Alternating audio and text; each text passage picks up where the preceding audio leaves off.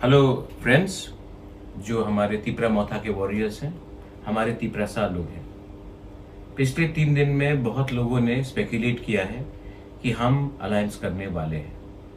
मैंने पहले भी कहा था और आज भी मैं कह रहा हूं कि जब तक हमें राइटिंग में गवर्नमेंट ऑफ इंडिया नहीं बोलेगा कि हमारा डिमांड को, कॉन्स्टिट्यूशनल सोल्यूशन को आप पूरा करेंगे, मैं अलायंस नहीं करूंगा। बहुत लोग विश्वास नहीं करते, क्योंकि मैं आपको ब्लेम भी नहीं करता हूं, क्योंकि 46 इयर्स में 1977 के बाद हर regional Tiprasa political party Delhi गया है और कुछ ना कुछ एग्रीमेंट करके लाया है इलेक्शन के पहले और इलेक्शन के बाद तिपरासा को कुछ नहीं मिला।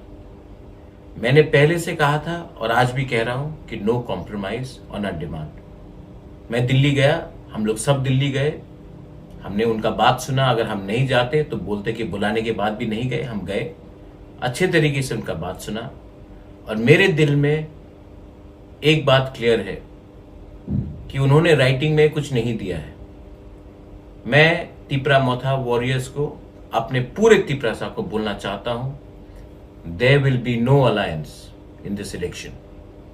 आज हम लोग अपना कैंडिडेट नाम डाल रहे हैं और ये बात पूरा क्लियर हो गया है। मीडिया मुझे फोन करके तंग ना करे, मैं अलायंस नहीं कर रहा हूं।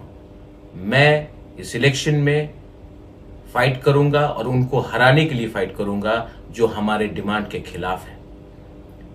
बी रेडी, जीतेगा तो जीतेगा, हारेगा तो हारेगा, लेकिन इस बार वन लास्ट फाइट तो जरूर करेंगे हम।